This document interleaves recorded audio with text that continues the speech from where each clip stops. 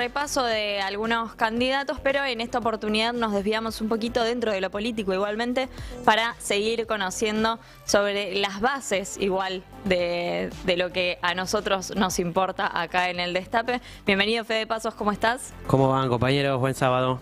Volviste al piso del Destape acá en cápsula para... Se pone pintón, agua entrada. ¿Está bien? Y bueno, Está muy bien. hay que dar una imagen.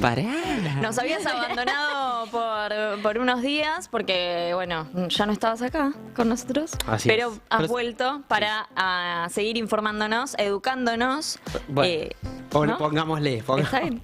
Está muy bien, ¿no? Educándonos cada vez que aparte se aproxima la fecha crucial, entonces nos vamos acercando al momento definitorio y la semana pasada justamente se dio esto de reformulamos un poco cápsula porque estaba Cristina hablando en esta presentación de la reedición de un libro. Y hablamos un poco de eso, mostramos, también hicimos la transmisión propia y ahora entonces nos queda hablar de lo que habló, básicamente, ¿no? De alguna manera, porque el protagonista de ese momento fue este libro que ahora nos viene a reseñar Fede Pasos. Así es, el sábado pasado, más o menos a esta hora, un poquito más adelante, Cristina en el auditorio de la UMED, la Universidad Metropolitana, presentó la reedición de un libro de conversaciones entre Néstor Kirchner y Torcuato Di Tella en una charla que se llamó De castas, herencias, derrumbes y futuro, ¿no? El libro se llama Conversaciones entre Néstor Kirchner y Torcuato Di Tella después del derrumbe, teoría y práctica política en la Argentina que viene. Y Cristina, bueno, aprovechó el relanzamiento de este libro para reflexionar un poquito sobre la actualidad y sobre los desafíos que hay en el escenario electoral. No por nada elige la palabra casta, ¿no? Ni tampoco la palabra derrumbe, ahora nos vamos a meter un poco en eso, pero yendo a lo que dijo Cristina, hay algo que es interesante, que es esta resignificación que propone de la palabra casta, ¿no? Nosotros, desde el punto de vista sociológico, no vivimos en una sociedad de castas, sino que vivimos en una sociedad de clases, claro, ¿no? La sociedad de clases es la que viene después de la sociedad de castas a través del desarrollo del capitalismo, ¿no? Técnicamente, digamos, académicamente, no vivimos en una sociedad de castas. Pero marketineramente, ¿no? Y como un término para llegar a la población a través de la indignación, Milei utiliza el término casta para significar los privilegios en los que vive la clase política, sobre todo, ¿no? Apunta sobre todo hacia ese sector de la población. Es una metáfora de... Y generar esto, digo. En el libro que comentamos hace un par de semanas, El Loco, de González, él cuenta un poco cómo nace la utilización de la palabra casta en el dispositivo de Milei. No es una iniciativa ni una idea del propio Milei, sino de uno de sus armadores, sobre todo en la provincia de Buenos Aires, que es Mario Russo.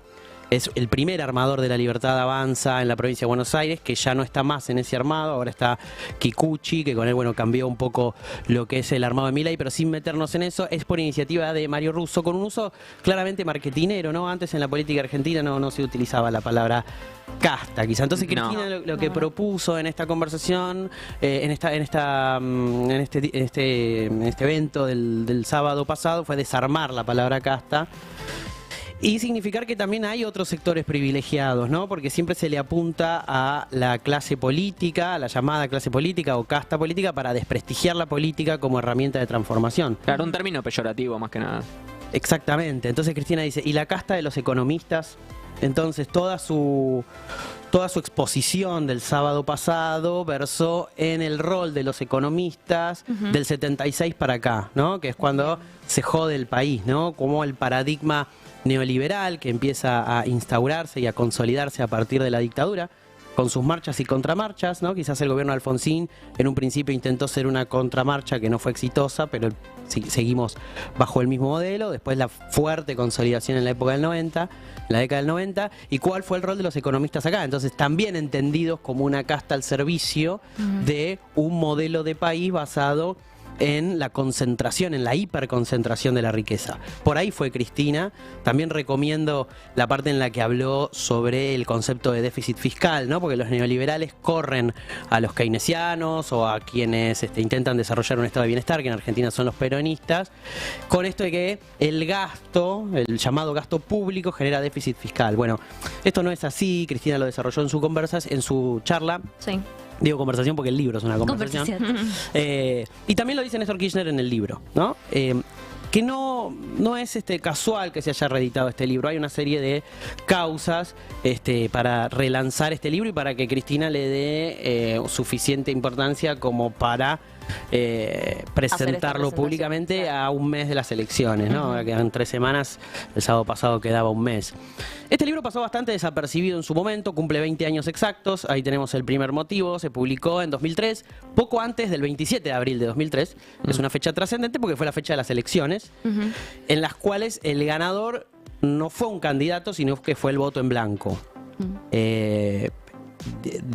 Debajo del voto en blanco, el que más votos sacó fue Carlos Menem, ¿no? Que iba por buscando su tercer mandato, y después con el 22% de los votos, Néstor Kirchner. Néstor Kirchner termina resultando ganador de la elección porque Menem se baja del balotaje, ¿no? Esa es la situación que se produjo en 2013. Se cumplen 20 años entonces, no solamente de la asunción de Kirchner, sino del lanzamiento de este libro, que pasó bastante desapercibido porque el candidato pasaba desapercibido también. Claro.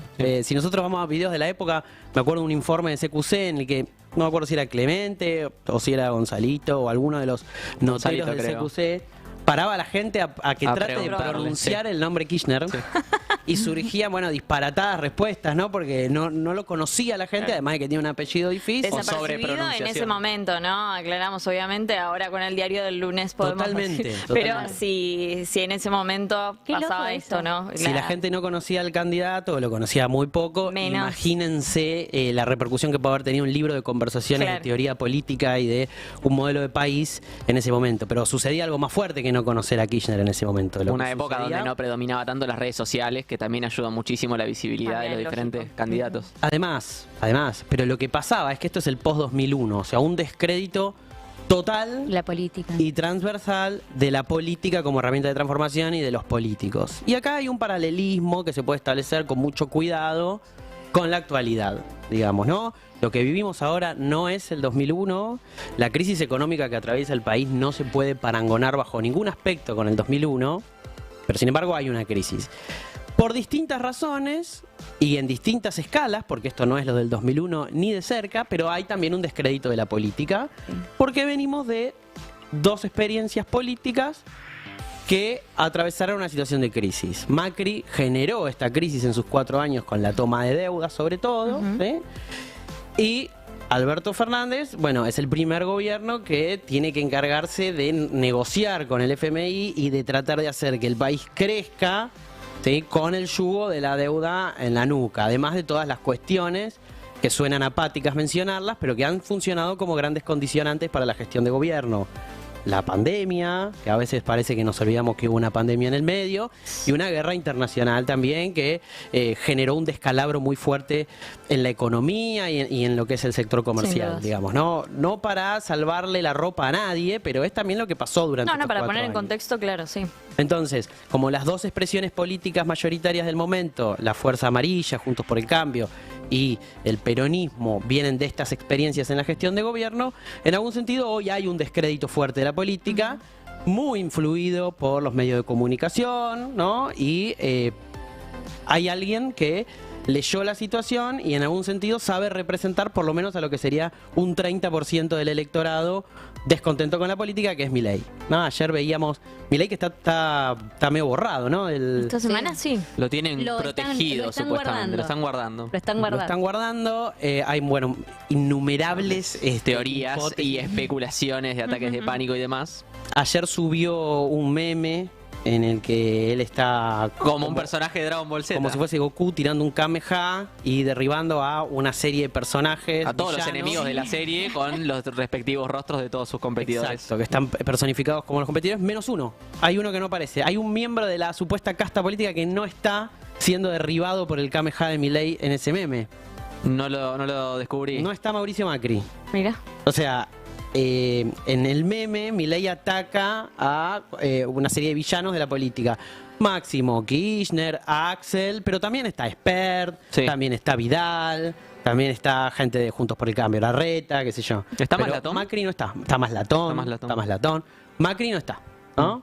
Ahí hay un mensaje, ¿no? También hay Sí, un obvio. Esa fue la única aparición de Milei en la semana. La marca se la llevó Marra. La marca se la En llevó lo Marra, importante, obvio. digamos. Sí, sí, sí. ¿No? Las cosas que dijo. El moñito. Pero bueno, está ese escenario, ¿no? Y este libro, yendo directamente al libro, se llama Después del derrumbe, ¿no? Porque lo que está muy influenciado por lo que estaba pasando en el país en ese momento. ¿Cómo reconstruir el país? La pregunta del libro es cómo reconstruir el país. Es una conversación que se basa en distintos ejes temáticos, ¿no? Institucionalidad, justicia, derechos humanos, seguridad, economía, entre Torcuato Di Tella y Néstor Kirchner. Lo que yo les propongo es, en lugar de meternos directamente con Kirchner, que eso lo podemos dejar para dentro de un ratito cortito, meternos con Di Tella. ¿Quién es Di Tella? Porque Di Tella es un apellido muy significativo en la historia del siglo XX en Argentina. Hay muchas cosas que se llaman Di Tella por todos lados, ¿no? Sí, Centros tal cual. educativos y demás. Torcuato Di Tella forma parte de una familia del empresariado nacional, de la burguesía nacional, podemos decir. Es hijo de Torcuato Di Tella padre, justamente, que es un italiano que vino al país y fundó una empresa muy importante de lo que es la fábrica Siam, ¿sí? Que no es de capitales argentinos, pero que lo tuvo a él ahí a la cabeza. Ahí vemos el Siam Di Tella, que fue un boom de ventas en su momento, fue un auto de uso masivo y que se usaba para taxis en los 40, en los 50. Qué hermoso.